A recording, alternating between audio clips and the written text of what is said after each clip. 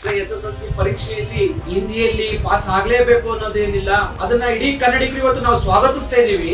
ವಿಜಯೇಂದ್ರ ಅವರಿರ್ಬೋದು, ಶ್ರೀರಾಮುಲು ಅವರಿರ್ಬೋದು, ಸುರೇಶ್ ಕುಮಾರ್ ಅವರಿರ್ಬೋದು, ತಲೆ ಕೆಟ್ಟವ್ರ ರೀತಿ ಮಾತಾಡ್ಲಿಕ್ಕೆ ಶುರು ಮಾಡಿದ್ದಾರೆ. ಉತ್ತರ ಭಾರತದ ಅನೇಕ ಪ್ರದೇಶಗಳಲ್ಲಿ ಅಲ್ಲಿನ ಭಾಷೆ ಮತ್ತು ಇಂಗ್ಲಿಷ್ ಅಷ್ಟು ಬಿಟ್ರೆ ಇನ್ನೊಂದು ಭಾಷೆ ತಗೊಳ್ಳಿಕ್ಕೆ ಅಲ್ಲಿ ಬಿಡ್ತಾ ಇಲ್ಲ.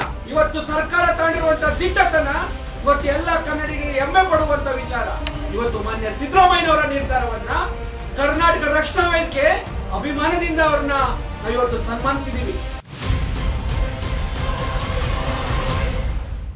ಇವತ್ತಿನ ಕರ್ನಾಟಕ ಸರ್ಕಾರ ಒಂದು ನಿರ್ಧಾರವನ್ನ ಕೈಗೊಂಡು ಕನ್ನಡಿಗರ ಹರ್ಷಕ್ಕೆ ಕಾರಣ ಆಗಿದೆ.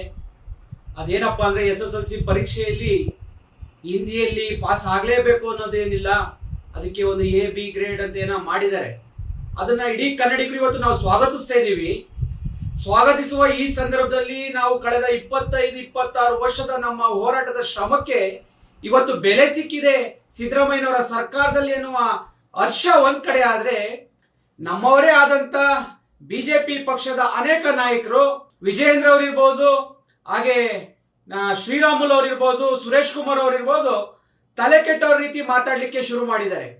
ನಾನು ಇವ್ರಿಗೆ ಕೇಳುವಂತ ಪ್ರಶ್ನೆ, ಉತ್ತರ ಪ್ರದೇಶ ಮತ್ತು ಮಧ್ಯಪ್ರದೇಶದಲ್ಲಿ ಇವರದೇ ಸರ್ಕಾರ ಇದೆ, ಅಲ್ಲಿ ಮಾತ್ರ ದ್ವಿಭಾಷಾ ನೀತಿ.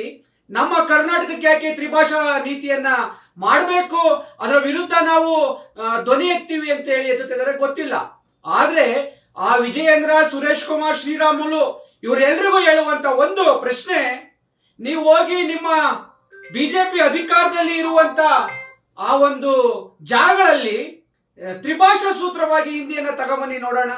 ಆಗ ಬಂದು ನಮ್ಮನ್ನ ಪ್ರಶ್ನೆ ಮಾಡ್ರಿ, ನಿಮಗೆ ಏನು ನೈತಿಕತೆ ಇದೆ? ಕನ್ನಡಿಗರ ಮೇಲೆ ಹಿಂದಿಯನ್ನ ಏರ್ಲಿಕ್ಕೆ ಹೊರಟಿರುವಂತ ನಿಮ್ಮ ಅಜೆಂಡಾ ಎಷ್ಟರ ಮಟ್ಟಿಗೆ ಸರಿ ಇದೆ? ಇದೇ ನಿಮ್ಮ ಪಕ್ಷದ ಅಜೆಂಡಾ? ಇವತ್ತು ಉತ್ತರ ಭಾರತದ ಅನೇಕ ಪ್ರದೇಶಗಳಲ್ಲಿ ಅಲ್ಲಿನ ಭಾಷೆ ಮತ್ತು ಇಂಗ್ಲಿಷ್ ಅಷ್ಟು ಬಿಟ್ರೆ ಅಲ್ಲಿ ಯಾವುದೇ ಮೂರನೇ ಭಾಷೆಯಾಗಿ ಇನ್ನೊಂದು ಭಾಷೆ ತಗೊಳ್ಳಿಕ್ಕೆ ಅಲ್ಲಿ ಬಿಡ್ತಾ ಇಲ್ಲ. ನೀವು ಅಲ್ಲಿ ಕನ್ನಡವನ್ನ ಬೆಳೆಸ್ರಿ ನೋಡೋಣ, ಕನ್ನಡಕ್ಕೆ ಆದ್ಯತೆ ಕೊಡಿ ನೋಡೋಣ, ಮೂರನೇ ಭಾಷೆಯಾಗಿ ಕನ್ನಡವನ್ನ ಅಲ್ಲಿ ಬಳಸಬೇಕು ಅಂತ ಹೇಳಿ ಕಾನೂನು ತಮ್ಮನ್ನಿ. ಅಲ್ಲಿ ಯಾವುದೇ ರಾಜ್ಯಕ್ಕೆ ಇಲ್ಲದ ಕಾನೂನು ಕರ್ನಾಟಕದ ಮೇಲೆ, ದಕ್ಷಿಣ ಭಾರತದ ಮೇಲೆ ಯಾಕೆ ಏರ್ಲಿಕ್ಕೆ ಕೊಟ್ಟಿದ್ದೀರಾ? ಮಹಾರಾಷ್ಟ್ರದಲ್ಲಿ ನಿಮ್ಮದೇ ಸರ್ಕಾರ ಇದೆ, ಅಲ್ಲಿ ನೋಡಿದ್ರೆ ಮರಾಠಿ ಮತ್ತು ಇಂಗ್ಲಿಷ್ ನಲ್ಲಿ ಕಲಿಕೆ ಇದೆ.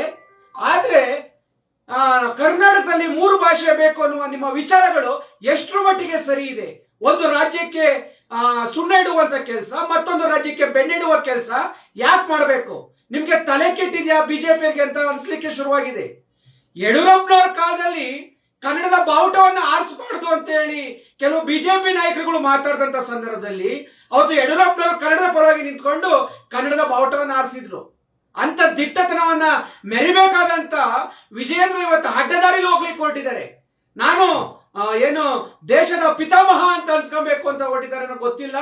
ಆದ್ರೆ ಇಂಥ ತಿರ್ಕನ ಕನಸನ್ನ ಬಿಟ್ಟು ವಿಜಯೇಂದ್ರ ಕನ್ನಡಿಗರ ಪರವಾಗಿ ನಿಲ್ಬೇಕು, ಕರ್ನಾಟಕದ ಪರವಾಗಿ ನಿಲ್ಬೇಕು. ಇವತ್ತು ಸರ್ಕಾರ ತಾಂಡಿರುವಂತ ದಿಟ್ಟತನ ಇವತ್ತು ಎಲ್ಲ ಕನ್ನಡಿಗರಿಗೆ ಹೆಮ್ಮೆ ಪಡುವಂತ ವಿಚಾರ. ಇವತ್ತು ಹಿಂದಿಯಲ್ಲಿ ಪ್ರತಿ ವರ್ಷ ಹಿಂದೆ 65,000 ಜನ ಇರಬಹುದು, 95,000 ಜನ, ಈ ಕಳೆದ ವರ್ಷ 1,40,000 ಜನ ಹಿಂದಿ ಭಾಷೆಯಿಂದ ಫೇಲ್ ಆದಂತದ್ದು. ನಮ್ಮ ಮಕ್ಕಳ ಮೇಲೆ ನೀವು ಹಿಂದಿಯನ್ನ ಬರೇ ಎಳೆಯುವಂತ ಕೆಲಸವನ್ನ ಮಾಡಿದ್ರಿ. ಅದರಿಂದ ಅವರ ವಿದ್ಯಾಭ್ಯಾಸದ ಜೀವನದ ಮೇಲೆ ಆಟ ಆಡ್ಲಿಕ್ಕೆ ಹೊರಡ್ತಾ ಇದ್ದೀರಾ. ಯಾವನ್ರಿಗೆ ಬೇಕು ಹಿಂದಿ? ಹಿಂದಿಯಿಂದ ನಮ್ಗೆ ಏನ್ ಲಾಭ? ನೀವು ಕೇಳ್ತೀರಾ ಇಂಗ್ಲಿಷ್ ಇಂದ ಹಾಗಾದ್ರೆ ಏನ್ ಲಾಭ ಅಂತ ಕೇಳ್ತೀರಾ. ಸ್ವಾಮಿ, ಇಂಗ್ಲಿಷ್ ಇಂದ ಲಾಭ ಇದೆ. ಇಂಗ್ಲಿಷ್ ಇಂದ ಲಾಭನೇ ಇಲ್ಲ ಅನ್ನೋದಾದ್ರೆ ನೀವು ಪಕ್ಷ ಏನು ಅಧಿಕಾರದಲ್ಲಿ ಇದೆಯಲ್ಲ ಆ ರಾಜ್ಯಗಳಲ್ಲಿ, ಅಲ್ಲಿ ನೀವು ಇಂಗ್ಲಿಷ್ ನ ತೆಗಿರಿ ನೋಡೋಣ, ತೆಗಿರಿ ಇಂಗ್ಲಿಷ್ ನ. ಅದಕ್ಕೆ ಹೇಳ್ತಿರೋದು, ಹಿಂದಿಯಿಂದ ಲಾಭ ಇಲ್ಲದ ಭಾಷೆ ನಮ್ಗೆ ಯಾಕೆ ಬೇಕು? ಇಂಗ್ಲಿಷ್ ಇಂದ ಲಾಭ ಇದೆ ನಮ್ಮ ಮಕ್ಕಳಿಗೆ. ಅವ್ರು ಎಲ್ಲಿ ಪ್ರಪಂಚದ ಯಾವುದೇ ಭಾಗಕ್ಕೆ ಹೋದ್ರು ಇಂಗ್ಲಿಷ್ ನ ಕಲ್ತು ಬದುಕಬಹುದು. ಆದ್ರೆ ನೀವು ಹಿಂದಿಯನ್ನ ಕಲೀರಿ ಎನ್ನುವ ಈ ದಬ್ಬಾಳಿಕೆ ಎಷ್ಟರ ಮಟ್ಟಿಗೆ ಸರಿ? ಸುರೇಶ್ ಕುಮಾರ್ ತುಂಬಾ ಜ್ಞಾನವಂತ, ಬುದ್ಧಿವಂತ ಅನ್ಕೊಂಡಿದ್ದು, ಅವರು ಕೂಡ ತಲೆಕೆಟ್ಟಿದ ದಾರಿಯಲ್ಲೇ ಅವರು ಕೂಡ ಹೊರಟಿದ್ದಾರೆ. ಇನ್ನ ಶ್ರೀರಾಮುಲಿಗೆ ಕನ್ನಡನೇ ಸರಿಯಾಗಿ ಮಾತಾಡಕ್ ಬರಲ್ಲ, ಅವನು ಈ ರಾಜ್ಯದ ಹಿಂದೆಲ್ಲ ಸಚಿವರಾದಂತವ್ರು. ಇಂಥ ಮೂರ್ಖರೆಲ್ಲ ಕನ್ನಡದ ಪಾಠ ಮಾಡ್ಲಿಕ್ಕೆ ಹೊರಟ್ರೆ ರೇ, ನಿಮ್ಮ ಬಿಜೆಪಿ ಅಜೆಂಡಾ ಇದ್ರೆ ನಿಮ್ಮ ಮನೇಲಿ ಇಟ್ಕೊಳ್ರಿ. ಅದು ರಾಜ್ಯದ ಜನರ ಮೇಲೆ, ಕನ್ನಡಿಗರ ಮೇಲೆ ಯಾಕೆ ಇರ್ಲಿಕ್ಕೆ ಕೊಟ್ಟಿದ್ದೀರಾ? ನಿಮ್ಮ ಮಕ್ಕಳಿಗೆ ಬೇಕಾದ್ರೆ ಹಿಂದಿ ಕಲ್ಸ್ಕೊಳ್ಳಿ, ನಮ್ಮ ಅಭ್ಯಂತರ ಇಲ್ಲ. ಇವತ್ತು ಬಡಪಾಯಿ ಮಕ್ಕಳುಗಳು ವಿದ್ಯಾಭ್ಯಾಸ ಹಳ್ಳಿಗಾಡಿನಿಂದ ಓದುವಂತ ಮಕ್ಕಳ ಮೇಲೆ ಹಿಂದಿಯನ್ನ ಏರೋದ್ರ ಮುಖಾಂತರ ಅವರ ವಿದ್ಯಾಭ್ಯಾಸದ ಮೇಲೆ ಆಟ ಆಡ್ಲಿಕ್ಕೆ ಕೊಟ್ಟಿದ್ದೀರಾ, ಅವರ ಬದುಕಿನ ಮೇಲೆ ನೀವು ಮರಣ ಶಾಸನವನ್ನು ಬರಲಿಕ್ಕೆ ಕೊಟ್ಟಿದ್ದೀರಾ. ನಿಮ್ಮಂತ ಮಾನಗೇಡಿ ರಾಜಕಾರಣಿಗಳಿಂದ, ನಿಮ್ಮಂತ ಅಯೋಗ್ಯತನದ ಹೇಳಿಕೆಯಿಂದ ಇವತ್ತು ರಾಜ್ಯದ ಮಕ್ಕಳು ಕಣ್ಣೀರಲ್ಲಿ ಕೈ ತೊಳೆಯುವಂತದ್ದಾಗಿತ್ತು. ಇವತ್ತು ಮಾನ್ಯ ಸಿದ್ದರಾಮಯ್ಯನವರ ನಿರ್ಧಾರವನ್ನ ಕರ್ನಾಟಕ ರಕ್ಷಣಾ ವೇದಿಕೆ ಅಭಿಮಾನದಿಂದ ಅವ್ರನ್ನ ನಾವಿವತ್ತು ಸನ್ಮಾನಿಸಿದೀವಿ. ಒಳ್ಳೆ ಕೆಲಸ ಮಾಡಿದ್ದಾರೆ. ಸಿದ್ದರಾಮಯ್ಯನಂತ ಕನ್ನಡದ ಪ್ರೇಮಿಯಿಂದಲೇ ಅದು ಮಾಡ್ಲಿಕ್ಕೆ ಸಾಧ್ಯ. ಹಾಗಾಗಿ ಇಡೀ ರಾಜ್ಯದಲ್ಲಿ ದ್ವಿಭಾಷಾ ಸೂತ್ರ ಜಾರಿಗೆ ತರಬೇಕು ಅಂತ ಹೇಳಿ ಇವತ್ತು ಮುಖ್ಯಮಂತ್ರಿಗಳನ್ನ ಭೇಟಿ ಮಾಡಿದಂತ ಸಂದರ್ಭದಲ್ಲಿ ಕರವೇ ರಾಜ್ಯಾಧ್ಯಕ್ಷರು ಮತ್ತು ನಮ್ಮ ರಾಜ್ಯ ನಾಯಕರ ತಂಡ ಮತ್ತು ಬೆಂಗಳೂರು ನಗರದ ಕೆಲವು ನಾಯಕರ ತಂಡ ಇವತ್ತು ಭೇಟಿ ಮಾಡಿದಂತ ಸಂದರ್ಭದಲ್ಲಿ ನಾರಾಯಣಗೌಡರು ಮುಖ್ಯಮಂತ್ರಿ ಮುಂದೆ ಇನ್ನೊಂದು ಮನವಿಯನ್ನು ಇಟ್ಟು ದ್ವಿಭಾಷಾ ಸೂತ್ರ ನೀವು ಮುಖ್ಯಮಂತ್ರಿ ಆದಂತಹ ಕಾಲದಲ್ಲಿ ಅದು ಅಸ್ತಿತ್ವಕ್ಕೆ ಬರಬೇಕು ಅಂತ ಹೇಳಿ ಮನವಿಯನ್ನು ಇಟ್ಟಿದ್ದಾರೆ. ಮುಖ್ಯಮಂತ್ರಿಗಳು ಕೂಡ ಅದಕ್ಕೆ ಸ್ಪಂದಿಸಿದ್ದಾರೆ. ಕೂಡಲೇ ಮಾಡುವಂತ ಕೆಲಸವನ್ನು ನಾನು ಮಾಡ್ತೀನಿ ಅಂತ ಹೇಳಿದರೆ ಅದು ಆಗ್ಬೇಕಾದ ಕನ್ನಡದ ಬಗ್ಗೆ ಕಾಯಕ ಮಾಡಬೇಕಾದದ್ದು ಇಂಥ ವಿಚಾರಗಳಲ್ಲೇ ಹೊರತು ನಿಮ್ಮ ಚಿಲ್ಲರೆ ರಾಜಕಾರಣಕ್ಕೋಸ್ಕರವಾಗಿ ಹಿಂದಿಯನ್ನ ಕನ್ನಡಿಗರ ಮೇಲೆ ಏರ್ಲಿಕ್ಕೆ ಬರಬೇಡ್ರಿ. ನಿಮಗೇನಾದ್ರು ಆ ತರದ ನೈತಿಕತೆ ಇದ್ರೆ ಯಾವ್ದು ಹಿಂದಿ ರಾಜ್ಯಗಳಿದಾವಲ್ಲ ಅಲ್ಲಿ ಕನ್ನಡವನ್ನ ಕಲಿಸುವಂತ ಕೆಲಸ ಮಾಡಿ 3ನೇ ಭಾಷೆಯಾಗಿ, ಆಗ ಒಪ್ಕೊಂತೀವಿ.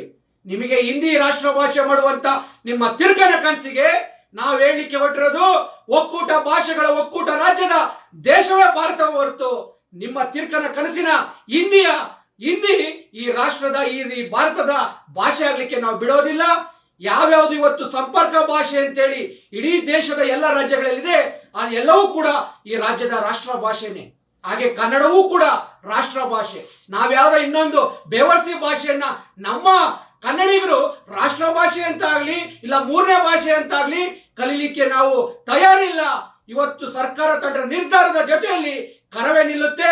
ಇಂಥ ಬಿಜೆಪಿ ತಲೆಕೆಟ್ಟ ನಾಯಕರ ವಿರುದ್ಧ ಮನೆ ನುಗ್ಗಿ ಹೋರಾಟ ಮಾಡುವಂತ ದೊಡ್ಡ ಕ್ರಾಂತಿಯನ್ನ ಮಾಡಬೇಕಂತ ನಾವು ಎಚ್ಚರಿಕೆಯನ್ನ ಇವತ್ತು ವಿಜೇಂದ್ರ ಮತ್ತು ಶ್ರೀರಾಮುಲು ಮತ್ತು ಸುರೇಶ್ ಕುಮಾರ್ಗೆ ನೇರವಾಗಿ ಕರವೇ ನೀಡ್ತಾ ಇದೆ.